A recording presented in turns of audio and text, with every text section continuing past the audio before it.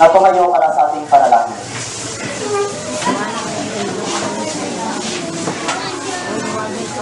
Let us pray.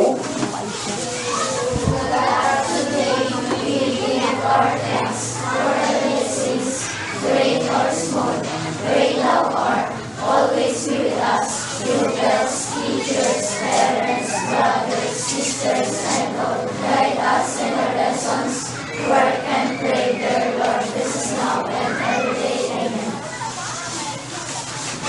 Para na kayo umupo. Thank you, sir. Okay, so bago natin simulan yung ating gagawin ngayong umaga, di ba kahapon na pagkasunduan natin na magkaroon tayo ng debate ngayong umaga? Tama ba? Yes, sir. Okay, so bago tayo magsimula, ipakilala ko muna yung mga grupong magkasundali. Unahin natin yung mga grupong sumasang-ayon. Na pinangunahan ng kanilang team captain na si Mayor Magtulis. Sunod na naman ito ni si Richard, Gavin Gazo, si Nigel Manula, si Jennifer Laglibaw, and Wilson Villarmino. So dito naman sa ating kabala, ito naman yung mga grupo ng mga di sumasang-ayon na pinangunahan ng kanilang team captain na si Sheila May Doronita, Richard Jody Calato, Mikaela Patin, Jolilay Cabalinas, Lexa Saputuan, and Kyla Claire Leonida. Wait. So ngayong umaga, pagdilibatehan natin ang tungkol sa teknolohiya. Nakakatulong ba ito sa mga kabataan? So yun ang pagdilibatehan natin ngayong umaga. Okay. So, ikaw, Christine, anong gagawin mo habang nagdilibate tayo?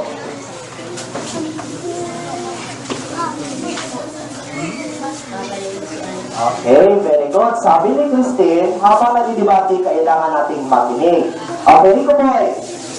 Huwag mag-ingay. Okay, huwag mag-ingay. Very good. How about Janilay? Huwag makulit. Okay, very good. So, narinig ninyo. So, alam na ninyo kung ano gagawin ninyo kung tayo ay nagdedebate. Ngayon, ipakilala ko sa inyo ang ating mga hurado. Ang ating unang hurado ay isa sa pinakamagaling na guro dito sa paaralang elementarya ng Paitan. Siya po ay isang president ng ating Paitan Elementary School Teachers Association. At siya pa ay naging guro ko ng elementarya. Walang iba kundi si Ginang Evelyn Banmore. Good po na. Ang ikalawang hurado naman natin ay si Ginang Hinitoras. Siya yung ating coordinator sa clinic. May technical kumbaga. At ngayon, ang ating napakamabait at magaling na punong guro na si Ginang LCB ako. Okay. So, mga bata, handa na ba kayo? Yes, sir. Handa na ba kayo? Okay, very good. Ngayon, tatawagin ko ang ating moderator o siya yung tagapamagitan na si Nancy Trono. Thank you po, sir. Ang mainit kong pagbati sa ating mahal na punong guro na si Ginang LCB Apol. Maraming salamat po, ma'am. Gayon din ang ating PESTA President na si Ginang Evelyn Balmore. Maraming salamat po, ma'am. At ang ating clinic in charge na si Ginang Janet Porras. Maraming salamat po, ma'am. Mga magkatunggaling grupo, ang grupong di sumasang-ayon at ang grupong sumasang-ayon. Magandang buhay po sa ating lahat. Masasabi natin na sa panahon ngayon tayong mga kabataan ay mga technologies, sabi na kung saan tayo ay magaling sa paggamit ng iba't ibang uri ng teknolohiya kagaya ng personal computer, laptop, tablet, cellphone at iba pa. Ngunit ang aking katanungan na ngayon ay inyong pagdidibatehan. Teknolohiya nakakatulong ba sa mga kabataan? Sa araw na ito, ating ating masasaksihan ang pagtitibati ng dalawang panig. Nais kong ipakilala sa inyo ang grupong sumasang-ayon ng pinangungunahan ni Megler Magluhit.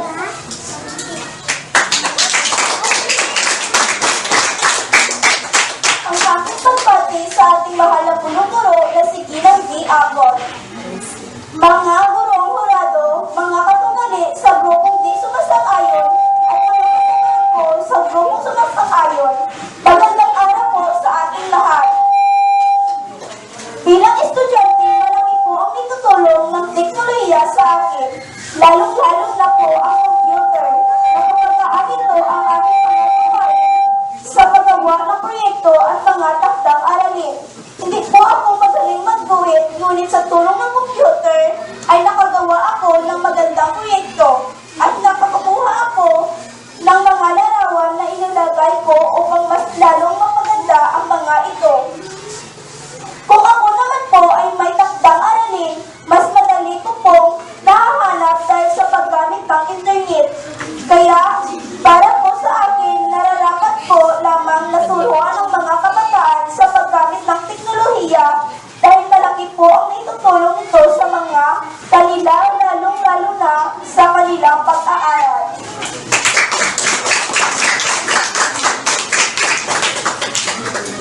Ngayon, pakinggan natin ang unang tagapagsalita sa grupong di sumasang-ayon na pinangungunahan ni Sheena May Doronila.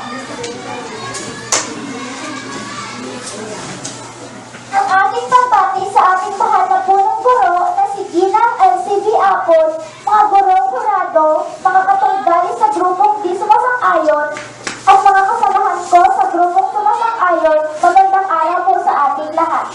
Para po sa akin, hindi po nakakatulong ang teknolohiya, pagkos ay tinuturuan ng mga nag-aaral na maging tamad sa paggawa nila ng kanilang takdang aralin at proyekto. Noon, ang mga kabataan ay magagaling sa pagguhit dahil kanilang nahahasa ang kanilang kakayahan sa pamamagitan ng pagguhit ng iba't ibang larawan sa kanilang mga proyekto. Nahahasa din nila ang kanilang mga imahinasyon sa pagguhit ng nais nilang mga obra.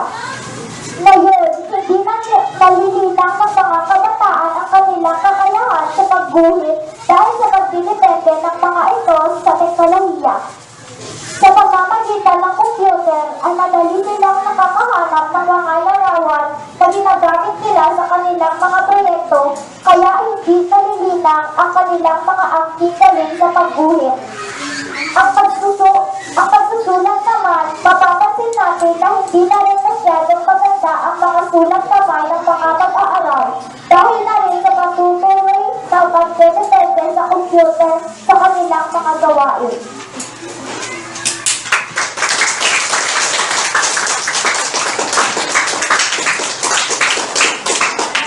Ikalawang tagapagsalita na sumasang-ayon na si Fred Gitcher. Para naman po sa akin, malaki ang naitutulong ng teknolohiya sa aming mga kabataan. Isa sa mga gamit ng uri ng teknolohiya sa panahong ito ang cellphone. Ang Pilipinas ay sinasabing 16th capital in the world na kung saan din kahit batang Pilipino ay nagmamay-ari na ng cellphone. Marami sa atin dito sa paralan ay may cellphone din. Nakatutulong ito sa atin sa paghahanap ng mga kahulugan ng mga salita sa pamamagitan ng application na Merriam-Webster Dictionary. Sa isang pindot lamang ay nakikita na natin ang mga ibig sabihin ng mga salitang ipinapahanap ng ating guro. Ang higit na malaking tulong na magagawa sa atin ng cellphone ay nakakatawag tayo sa oras ng emergency. Madali nating mapupuntak ang ating mga magulang kung may mga hindi inasahang mga pangyayari sa paaralan. Kaya nararapat lamang na ating pag-aralan ang paggamit ng cellphone at iba pang uri ng teknolohiya dahil malaki ang may tutulong ng mga ito upang malinang ang ating kakayahan.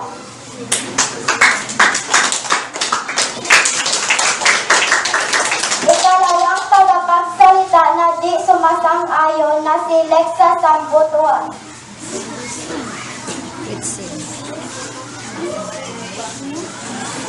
Sige lang, sige lang.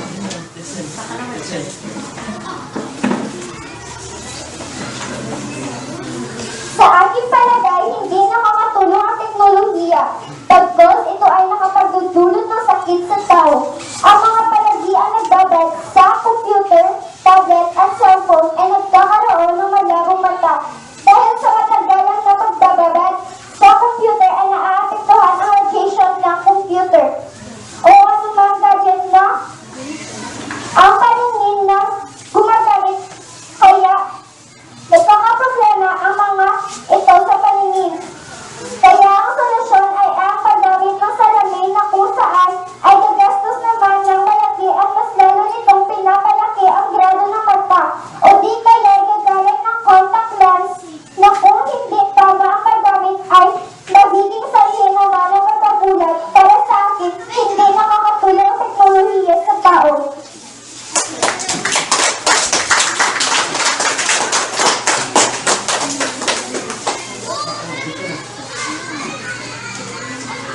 Ikatlong tagapagsalita na sumasang-ayon na si Godwin Gaso. Sa aking palagay, nakatutulong ang teknolohiya sa atin dahil mas napamadali ang ating mga gawain lalo-lalo na sa loob ng bahay. Noon, kailangan pang gumamit ng bunot upang makintab ang mga sahig ng bahay. Ngayon, pwede nang gumamit ng vacuum cleaner at floor polisher ang sahig upang madaling mapakintab ang sahig at hindi masyadong mapapagod ang naglilinis. Noon, ang mga pagkain ay nilalagyan lamang ng asin upang hindi ito masira. Ngayon, mayroon na tayong mga refrigerator at freezer na kung saan ay mapananatili at hindi masisira ang ating mga pinamiling isda, gulay at karne. Sa loob ng ating bahay, malaki talaga ang naiimbag ng teknolohiya upang mapadali ang ating pang-araw-araw na gawain. Kaya dapat lamang na tangkilikin ang paggamit ng teknolohiya, dapat malaki ang may tutulong ito.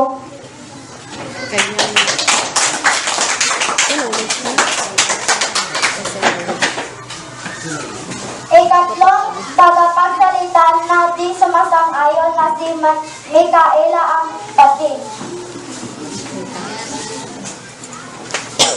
Oo nga, masasabi natin na may pakinabang ang teknolohiya sa ating mga buhay.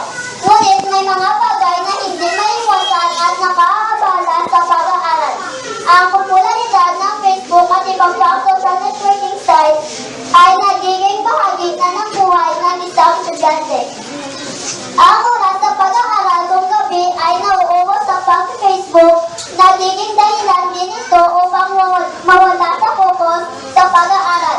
Sa pag-Facebook, nagiging dahilan din ito upang mawala sa focus sa pag-aaral. Umaasa na lamang sila sa mga impormasyon sa internet at kadalasan ay copy-paste na lamang ang ginagawa. Nagiging limitado na lamang ang kakayahan intellectual ng mga mag-aaral. Sa ganitong paraan, sa oras ng klase ay hindi na nakikinig sa guro dahil mas inuuna ang pag-text.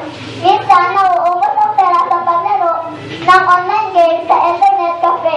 Minsan na may inuumaga sa pagtulog dahil sa panunood ng movies. Kaya, para sa akin, dapat limitahan po ang paggamit ng teknolohiya upang hindi makakasira sa paglago ng kaalaman ng ating mga kabataan.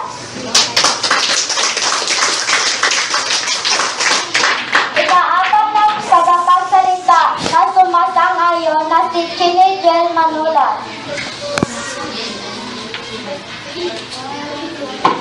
Para po sa akin, malaki po ang naitulong ng teknolohiya sa atin. Halimbawa na lamang po sa telebisyon. Dahil sa teknolohiyang ito, ay nalilibang tayo sa iba't ibang uri ng palabas, kagaya ng mga paligsahan sa pag-awit, telenovelas at teleserye. Nalilibang at nalalaman din natin ang mga pangyayari sa ating bansa, kaya ng panunood ng balita sa telebisyon. Nagiging update tayo sa mga pangyayari sa loob at labas ng ating bansa. Dahil na rin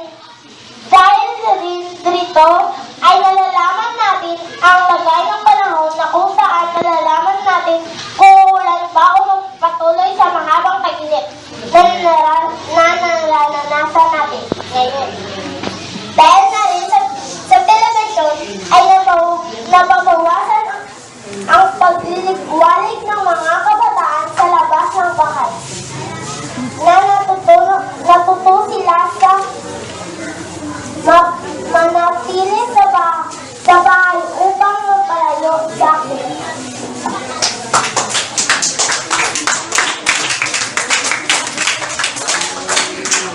Ika-apat na tagapagsalita natin sumasang-ayon na si Judy Laila Balena.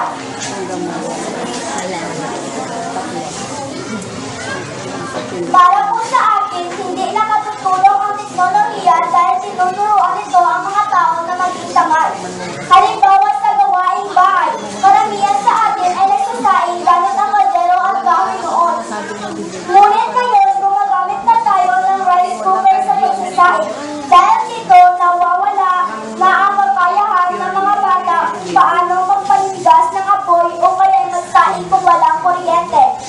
Isa pang halimbawa ng katamaran na naitutulong sa tao ay ang paglilinis ng bahay. Dati ay nakapag-ehersisyo paggamit ang bunot upang pagitagin ang sahig ng bahay. Ngayon, ginagamitan na lamang ng vacuum cleaner o floor polisher upang kumintan ang sahig. Dahil dito, na hindi na nagagamit ng mga tao ang kanilang katawan sa pag-ehersisyo. Dahil sa isang pindot lamang ay matapos na ang kanilang gawain gamit ang iba't ibang uri ng teknolohiya. Kaya sa panahon ngayon ay maaaring mamatay dahil sa hypertension, dahil na rin sa kawalan ng ehersisyo.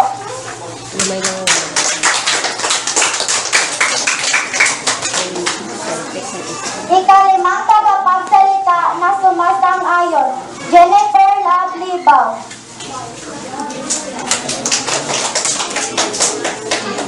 Baba ka. Ganun ba kasi? Para sa akin, sang-ayon po ako na nakatutulong ang teknolohiya sa atin, lalong-lalo na sa pag-aaral natin at sa pagtuturo ng mga guro. Dahil sa paggamit ng mga guro ng laptop at projector, kagaya ng ginagamit natin dito, ay napapagaan ang pagtuturo ng mga guro at nagiging mabilis din ang ating pagkaturo. Alam naman natin na nasa ating stasyon ngayon mas mabilis dahil matututo kung gumagamit ng teknolohiya kagaya ng laptop o di kaya telebisyon. Bilang mga mag-aaral sa ika-21 siglo, nararapat lamang na tayo gumagamit ng teknolohiya upang makasabay tayo sa pagbabago sa edukasyon. Kung mananatili ang paggamit ng blackboard at chalk lamang ay magiging mahirap sa mga guro. Madali sila kapapagod sa kasasalita. Samantalang kung merong laptop at projector, mas mapapagaan ang kanilang trabaho ay mas magiging interesado pa tayo sa mga leksyon ating dapat makinig.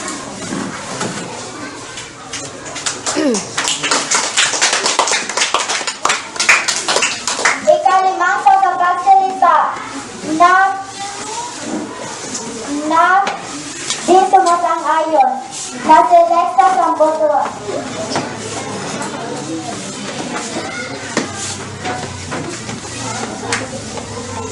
Para po sa akin, hindi po nakakatulong ang teknolohiya dahil nagagamit ito sa pagnanakaw. Halimbawa ay ang paggamit ng cellphone ng mga magnanakaw kung sila ay may target na nanakawan. Isang text o tawag lamang ay atake na sila upang maisagawa ang kanilang balak. Isa sa mga laman ng balita ngayon ay ang pagnanakaw sa ATM ng mga sindikato gamit ang skimming device. Ang skimming device ay isang uri ng teknolohiya na kung saan ay nakukuha ng mga magnanakaw ang pagkakailanlan ng may-ari ng ATM at ang PIN ng ATM nito. Kaya kahit nasa may-ari ang kanyang ATM card, ay maaari Maaari ma-withdraw ng mga magnanakaw gamit ang internet ang kanilang mga remaining balance sa kanilang ATM. Kaya dapat naging maingat tayo dahil sa teknolohiya ay maaari tayong manakawan o magawa ng masama ng mga taong halang ang kaluluwa. Inaamin ng tagapagsalita na sumasang-ayon na si Neljan Villarmino. Very good.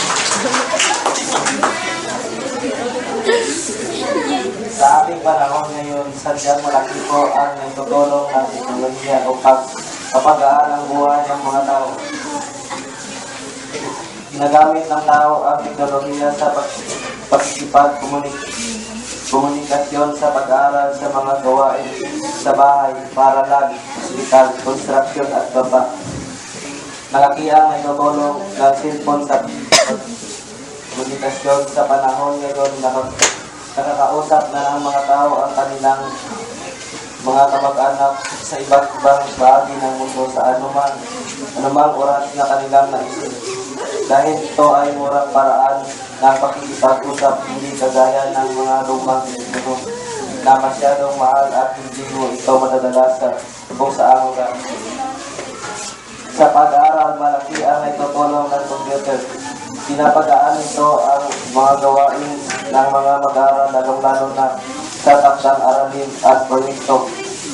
Malaki rin ang itutulong ito sa mga guro dahil ginagamit ito sa kanilang pagtuturo. Malaki rin ang ginagawa ng papel ng teknolohiya sa araw-araw na gawain ng mga tao. Halimbawa nito, ang mga gawain sa construction noon, mano-mano ang paghahalo ng simento, kaya matagal ang paggawa ng mga daan o mga gusali. Ngayon, madali na lamang matatapos dahil sa paggamit ng mixer. Kaya malaki talaga ang itutulong ng teknolohiya sa ating lahat.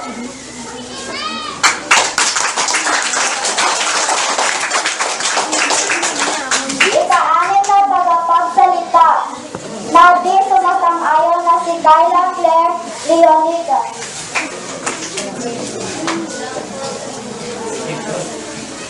Sa akin naman pong opinyon, ang teknolohiya po ay hindi nakakatulong dahil nagagamit ko ito ng masasamang tao sa karahasan. Ang baril ay isang uri ng teknolohiya na ginagamit sana upang proteksyonan ang sarili o proteksyonan ang bayan. Ang sundalo, pulis at mga responsabling individual lang po sana ang maaaring gumamit ng baril. Ngunit sa panahon ngayon, lalong-lalo na dito sa Mindanao, kahit sino ay pwedeng magkaroon nito basta mayroon kang pabili. Dahil dito ay lumalaganap na ang krimen kagaya ng hold-upping, carnapping o murder. Kamakailan lamang ay napabalita ang pagsabog ng granada sa playa sa ating bayan na kung saan isang mag-aaral sa unang baita ang namatay. Ito ang resulta ng paggamit ng teknolohiya sa masasamang bala. Marami ang nadadamay, nasasaktan at namamatay. Kaya pa rin sa akin, hindi nakakatulo ang teknolohiya sa katahimikan ng ating pamumuhay pagkos ito ay nagbibigay ng takot sa atin.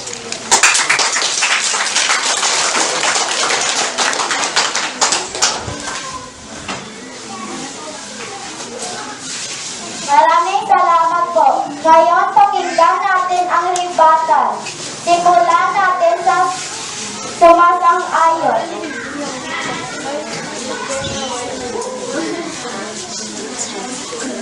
Sumasang-ayon. Ang aking tanong sa mga di sumasang-ayon, bakit hindi nakatulong ang mga teknolohiya sa ating pang-araw na pamumuhay? Magbigay ng konkretong halimbawa. Hindi nakakatulong ang teknolohiya dahil po ginagawa nito ang mga bata na maging tamad sa paggawa ng proyekto at takdang aralin.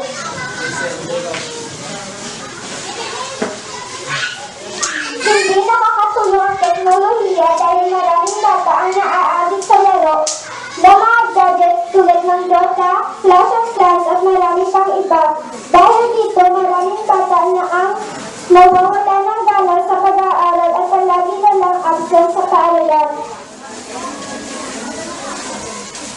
Hindi ako sa ngayon dahil kung gabi sa pag-aaral, inuuna na lang ang pag-Facebook ng mga bata.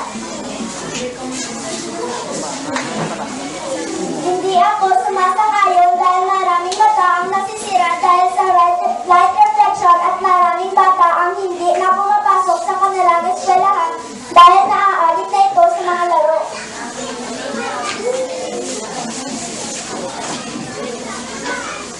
Hindi po ako sang-ayon dahil umaasa na lang ang mga bata sa paggawa ng kanilang asignatura at proyekto sa computer, laptop, cellphone at maraming pang iba.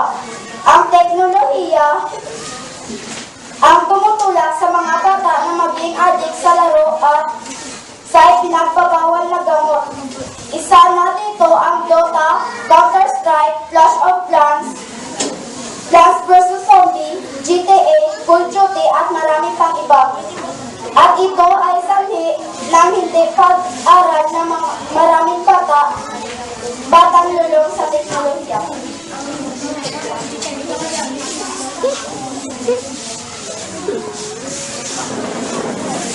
Sa akin naman po, opinion, ang teknolohiya po ay hindi makakatulong dahil umaasa na lang ang mga kabataan sa computer at internet sa paggawa ng kanilang dangdang aralin at natitindaman na sila dahil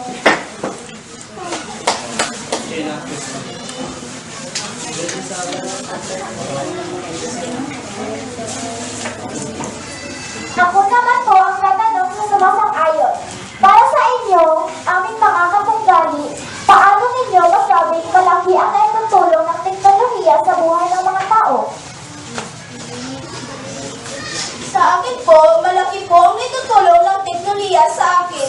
Kasi kung hindi dahil sa teknolohiya, ang lahat ng tao ay napabibilis ang kanilang mga trabaho.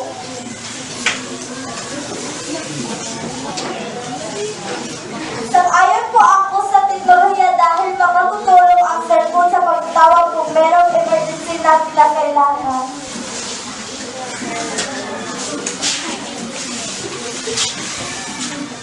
Sang-ayon po ako sa teknolohiya ito tulad ng internet dahil dito natuto kami mag-search.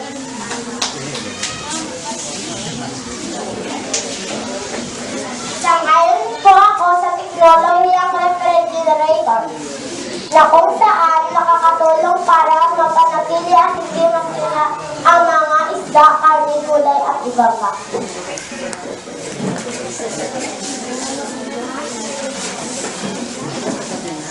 Sang-ayon po ako sa teknolohiyang motorsiklo dahil ito kung may emergency napapadali ang pagpunta ng mga tao.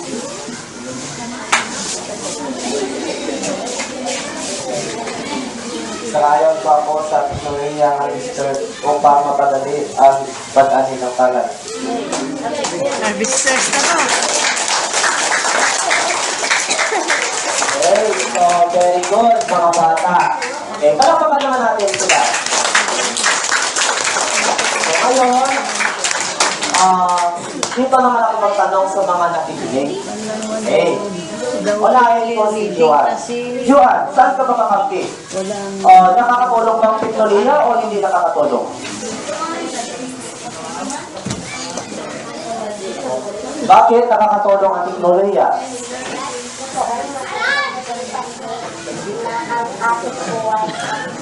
Alisin niyo yung binabasa. Huwag mo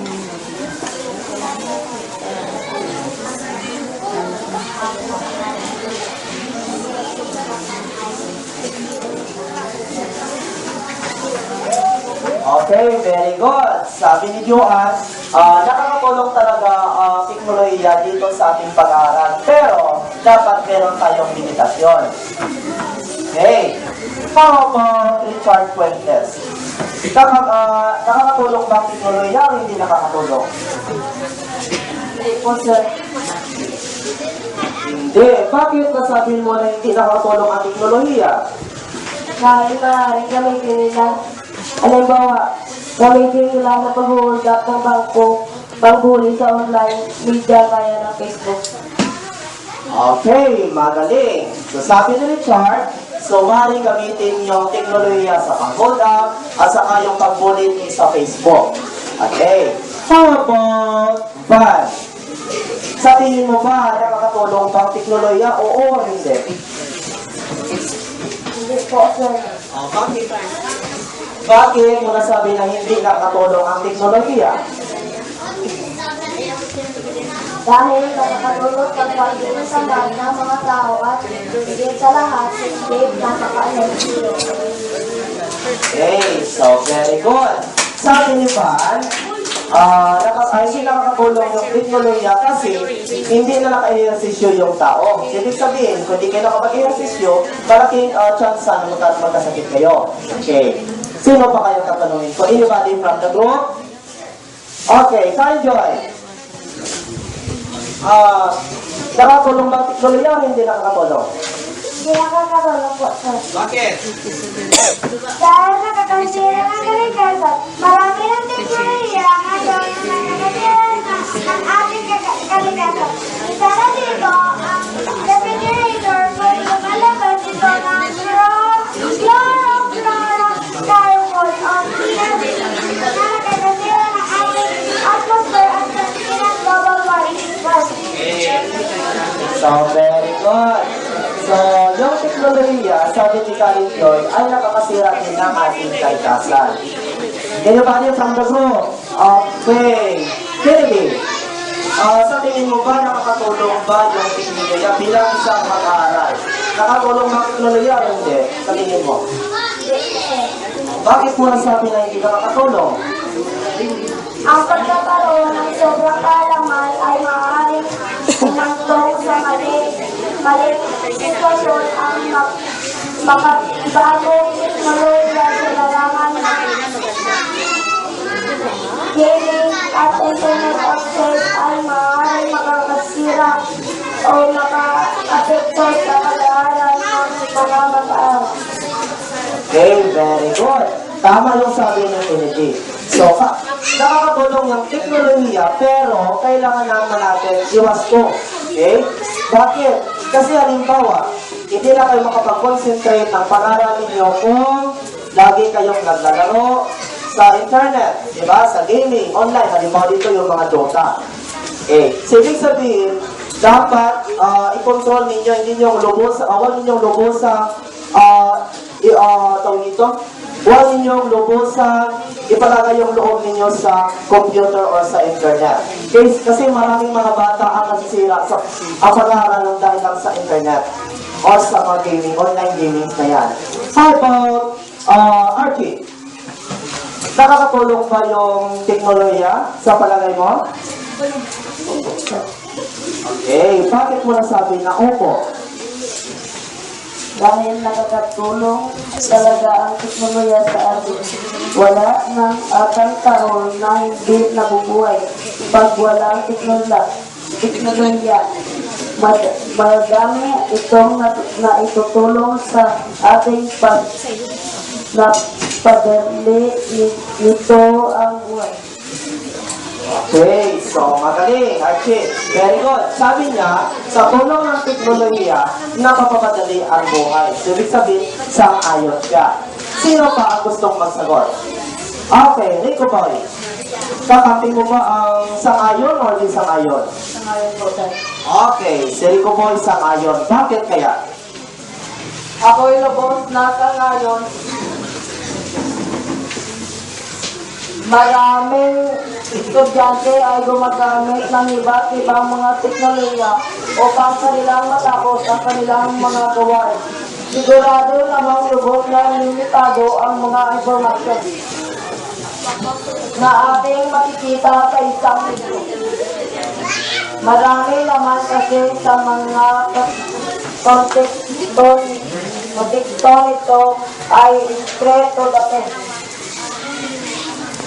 Ang teknolohiya ay isang napakalaking tulong sa mga estudyante, gamit lamang ng laptop, computer at internet ay napakaraming informasyon ng nakagawa ang isang estudyante. Okay, so magaling. Sabi ni Rico Boy, nakakatulong ang teknolohiya kasi kung sa aklat lang parang hindi kulang parang kulang yung informasyon. So, sa tulong ng internet, nadagdagan. Okay, meron nga sabi na everything under the sun makikita mo sa internet.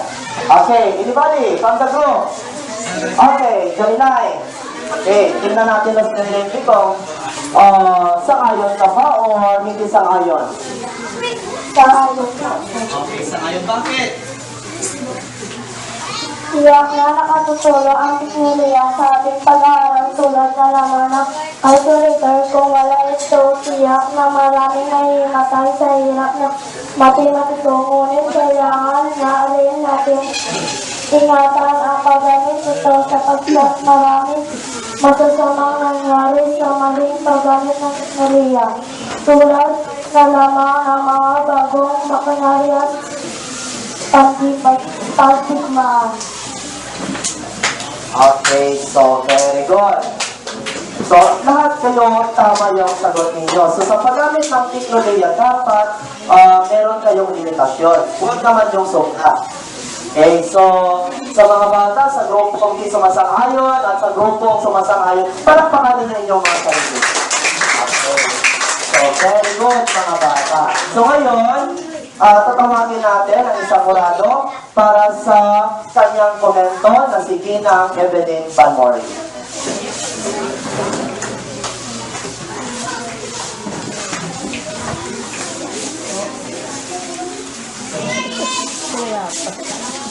Sa muli, magandang tanghali para sa lahat. Sa kabuuan, si Sir John Paul Abelardo siya yung inyong facilitator. At sa simula, hinati kayo sa dalawang pangkat. So, na mayroong tema, ang inyong pagtatalo na teknolohiya nakatutulong ba sa mga kabataan at mayroong dalawang pangkat. At ikapanood, ang di sangayon at ang sangayon na pangkat. So, habang kami ay nanonood sa likod, nakita namin si Sir Belarmino na magaling siya sa pagtuturo kahit na medyo kahol na panahon, pero magaling siya. Nakita natin kung ano naging bunga mula sa simula, ang kanyang papaliwanag, nakita natin at nag-intindihan naman ng marami. So, sa kabuuan, masasabi ko na si Sir ninyo ay magaling. So, 3 palakpak at 3 padyak para sa kanya. Okay, salamat mga bata. Sa dalawang grupo naman ito, ang gagaling ninyo. Sana madagdagan pa ang galing ninyo sa pagtuturo ni Sir ninyo. So, palakpak sa dalawang grupo, mga nanonood.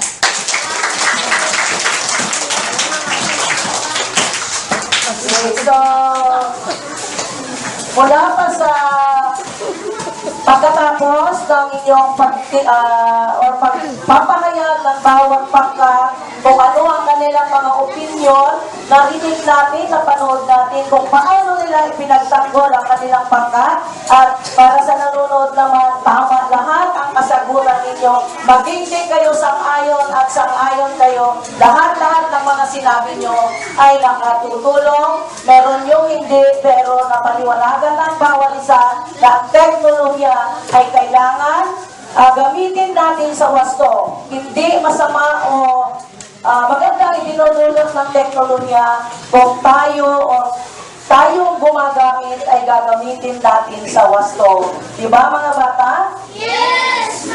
So siguro, yun lang ang masasabi ko sa ulit na napakagandang pagkakaroon ng ganitong debate para maliwanagan ng lahat. So inuulit ko, ang galing-galing ng inyong teacher, pati na rin kayo, at ang mga nanonood, nagbigay din sila ng kanilang opinion mula sa kanilang mga narinig. So palakpak din sa mga batang nanonood. Maraming salamat, Ma'am Evelyn, for your komento sa ating debate ngayon. At ngayon naman, tawagin ko ang ating punong guro para sa ating resulta ng ating debate. So tingnan natin kung sino ba yung best speaker, sino ba yung best debater, so si Ma'am na yung nakakalam. Palakpakan naman natin si Ma'am.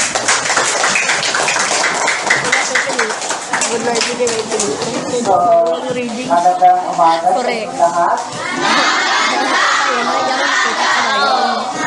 Sa ating mga kalabibate sa Wala nga sa payan at sa hindi payan. Magandang umaga sa inyo. best reader na lang. Best reader na lang. Okay. So, unang-una, congratulate ko ang inyong guro, si Sir Paul, sa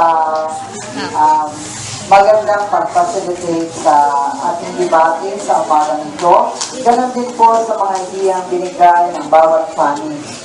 So, kami ay nagpulong-pulong kami tatlong mga hurado at naisipan namin, nabutuhan po namin ito kung sino ang magiging guest debater at saka guest speaker sa inyong grupo.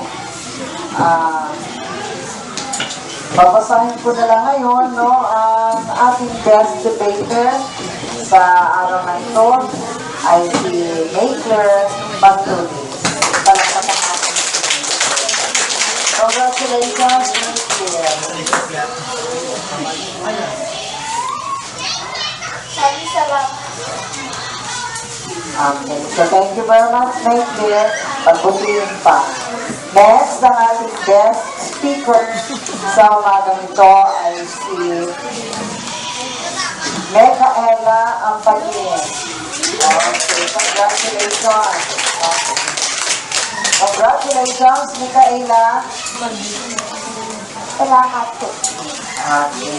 So, sa inyong team, lahat kayo ay guest debating team. Lahat kayo, dalawang grupo. So, thank you very much sa inyo.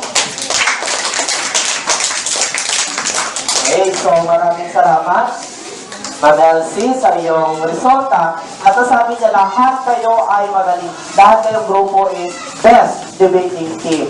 So, maaari na kayo tumayo at palakpakan natin ang inyong sarili.